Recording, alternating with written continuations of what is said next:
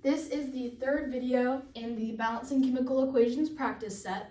So if you haven't watched the others before this, I'd go watch those because this one's going to be a little bit harder. This is balancing chemical equations that have polyatomics. So we're going to jump right in. This is problem number 1.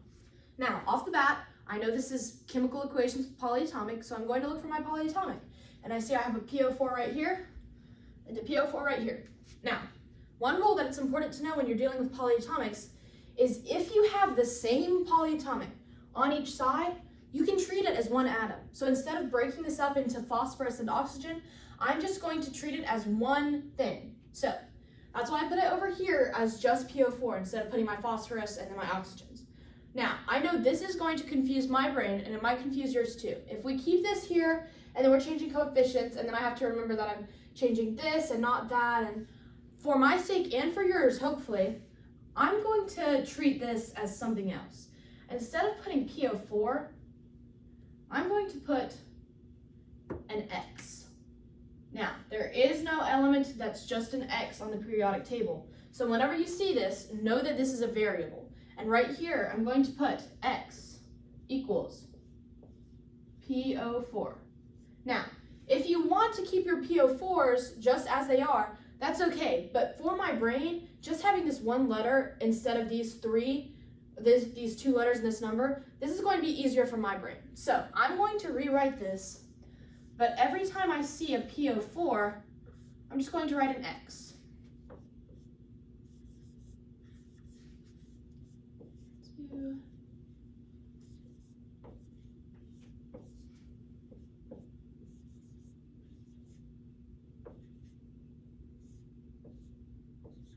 Okay, so this already is just making it so much easier for me to understand what's going on. And I'm not going to worry about these PO4s anymore. I'm going to worry about these X's. And then when I get to the very end and I have my balanced equation, that's when I'll go back in and put a PO4 back in for X. Okay, so right now, I'm just going to do the rest of this like I normally would. I'm going to calculate how many of each element I have on each side. So on my left side, my reactant side, I have 3 NAs. I just have one of those X's. I have one of the Mg and 2 of the chlorine. All right, now over here I have 1 Na. I have 1 chlorine. I have 1 magnesium. And I have, nope, I do not have 1 magnesium. That would be a lie.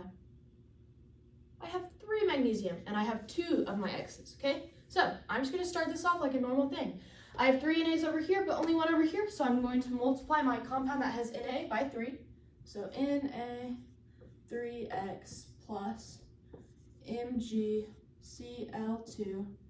goes to 3 NaCl plus Mg3X2. Okay, so I just changed this compound with my Na and with my sodium and my chlorine. So now I'm going to mark those off over here.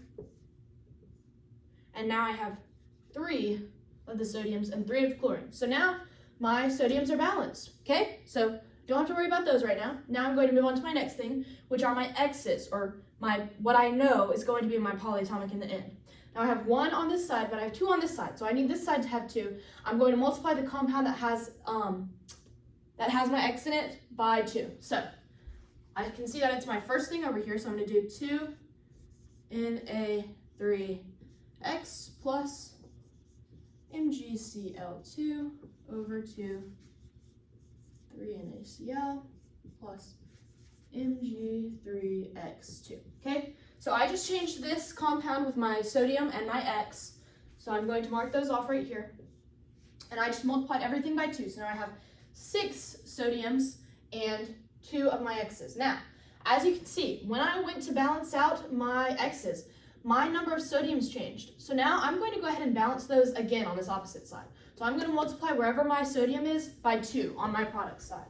So this is going to stay the same right now. 3x plus Mg.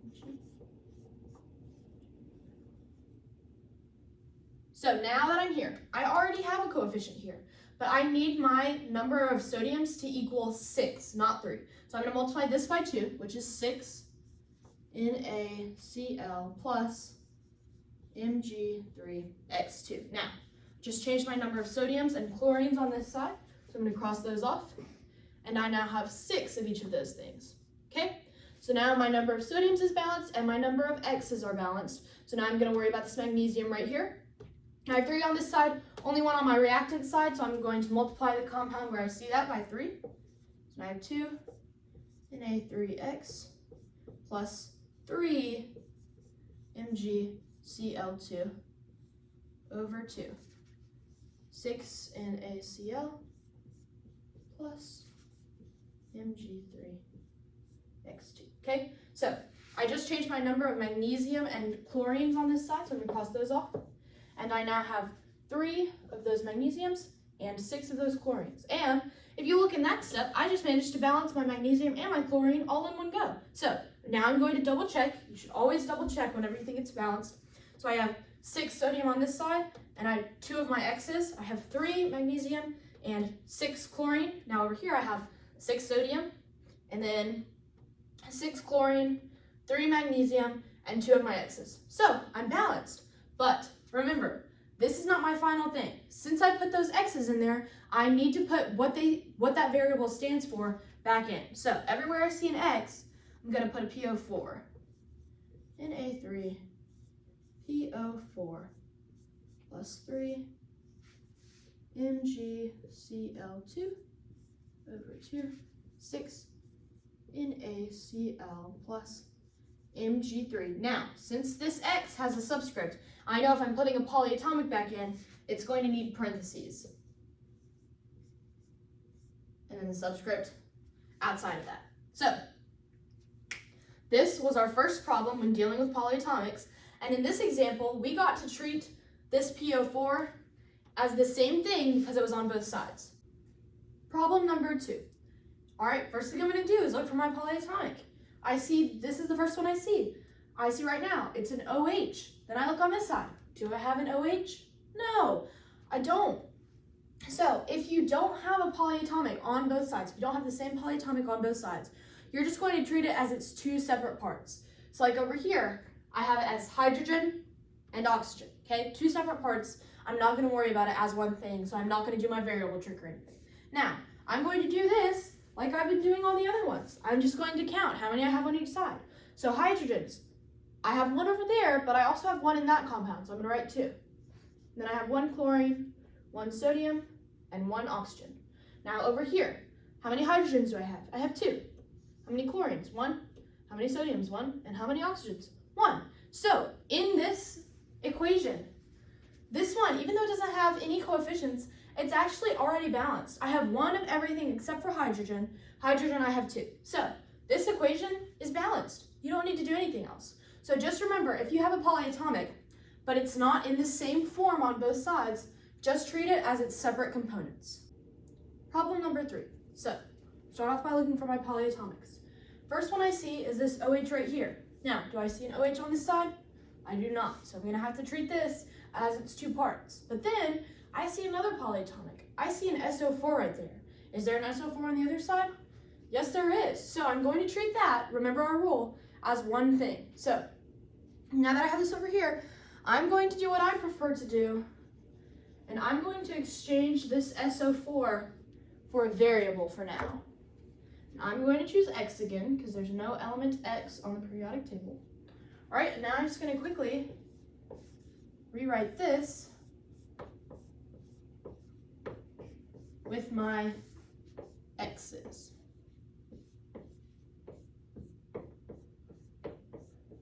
Okay, so now I'm going to get my number of everything.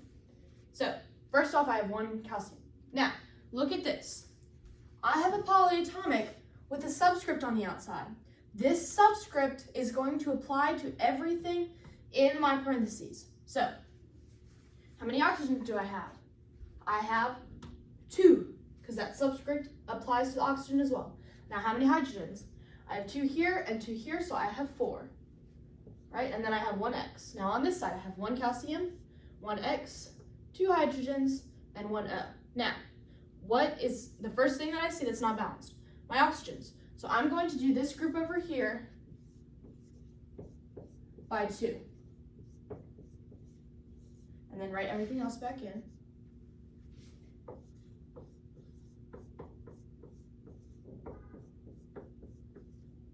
Okay, Now, I just changed my hydrogens and my oxygens on this side. So now I have 4 hydrogens and 2 oxygens. And look at that. I'm done. I'm balanced. I'm going to double check this one more time. 1 calcium, 2 oxygens. 2 plus 2 is 4 hydrogens, and then 1 of my X. And then I have 1 calcium, 1 X, 4 hydrogens, and 2 oxygens. So this is correct, but this is not your final thing. If you're going to plug in a variable, you have to put your polyatomic back in. So I have CaOH2 plus H2SO4, because that was my original polyatomic. Goes to calcium SO4 plus 2 H2O. So I only had to change one thing to balance this out, even though we had a polyatomic on both sides and one that wasn't on both sides and everything. That's just to make it look more confusing. I mean, not really. I mean, that's how it works in real life. But if your teacher gives you this problem, it's just because it looks really confusing.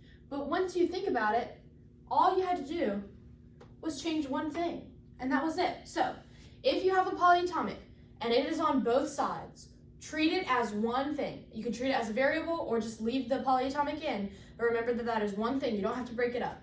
If you have a polyatomic that is not on both sides, you have to treat it as the 2 different things that are inside. So I hope this helped.